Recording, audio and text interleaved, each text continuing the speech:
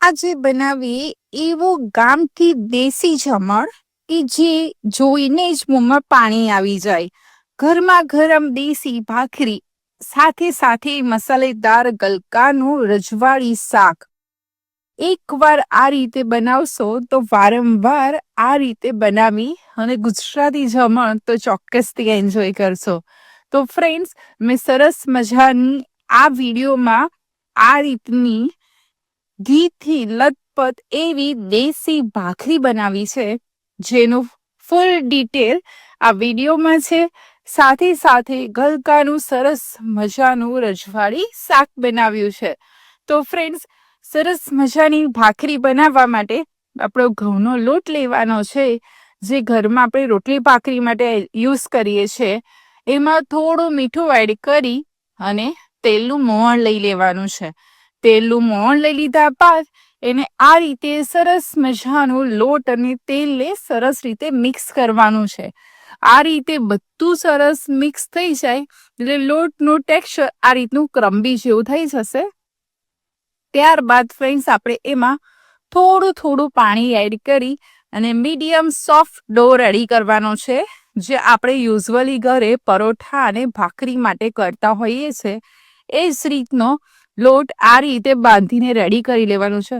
હવે લોટને સરસ 1 ચમચી તેલ લઈ અને આ રીતે મસળી લેવાનું છે, કે જેથી સરસ લોટ આપણો રેડી થઈ જાય. હવે એને 10 મિનિટ રેસ્ટ આપશો એટલે આ રીતના વ્હાઈટ એના ઉપર ડોટ્સ આવી જશે. તો તમારો ભાખરીનો લોટ પરફેક્ટ ભાખરી બનાવવા માટે રેડી થઈ ગયો છે. હવે એનો થોડો પાર્ટ લઈ અને આ રીતે લુવા કરી લેવાના છે.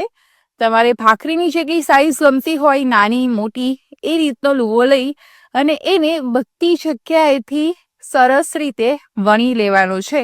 એટલે કે બધી સાઈડથી એ ઇવન હોવો જોઈએ. એક સાઈડથી ન જાડી ના પતલી, આ રીતે બધી સાઈડથી ઇવન ભાખરી વણી લેવાની છે. અને ભાખરી વણી જાય એટલે મીડિયમ ફ્લેમ પર ગરમ કરેલા તવા પર એને બંને સાઈડથી આ રીતે શેકાઈ જાય. એટલે આ રીતે જે બજારમાં ભાખરીનો ડટ્ટો મળે છે શેકવા માટે, એનેથી વજન આપી અને સરસ રીતે ભાખરી શેકી લેવાની છે. તમારી પાસે આ ડટ્ટો અવેલેબલ ના હોય તો તમે પાવભાજીનો જે પોટેટો મેશર હોય છે એ મેશરથી બી કરી શકો છો. એ બી અવેલેબલ ના હોય તો આપણા ઘરે નેપકિન હોય છે, એ નેપકિનથી બી આ રીતે દબાઈ અને સરસ મજાની દેશી કડક ભાખરી બનાવી શકો છો. પણ આપણે આ ભાખરીને મીડિયમ ફ્લેમ પર બનાવીશું. બહુ લો ફ્લેમ પર બનાવીશું તો ભાખરી ખાવામાં ચબ્બળ થઈ જશે, કારણ કે એને શેકાતા ટાઈમ લાગશે. તમે એને ફ્લેમ પર વધારે રાખશો એટલે એ ભાખરી ચબ્બળ થઈ જશે.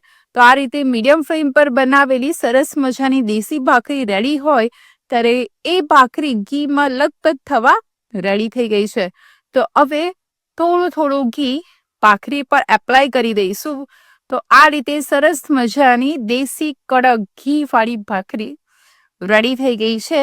તમે જોઈ શકો છો કે જોતા જ ખાવાનું મન થઈ જાય કે ક્યારે આપણે આ ભાખરીને એન્જોય કરીએ.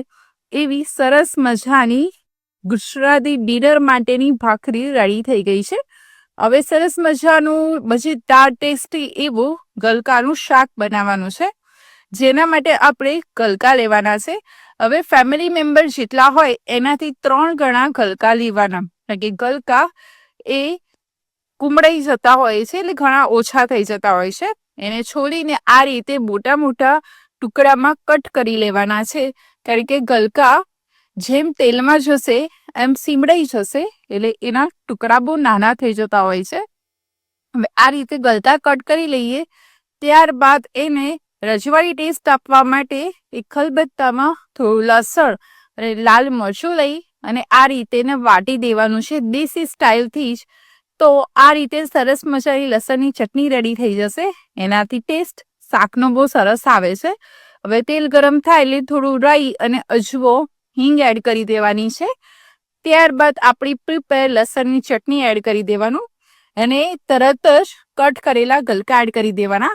તો ચટણીમાં રહેલું લાલ મરચું બળી જશે તો શાકનો ટેસ્ટ સરસ નહીં આવે. હવે થોડું સોલ્ટ એડ કરવાનું છે. થોડું સોલ્ટ બાકીનું ટેસ્ટ કર્યા પછી એડ કરવાનું, કારણ કે ગલકા જેમ જેમ કુક થશે એમ ક્વોન્ટિટીમાં ઓછા થઈ જશે, તો સોલ્ટ વધી ના જાય. હવે આ રીતે ઢાંકીને એને 2 થી 3 મિનિટ સરસ કુક થવા દેવાનું. ત્યારબાદ ફરી એને સ્ટર કરી દેવાનું.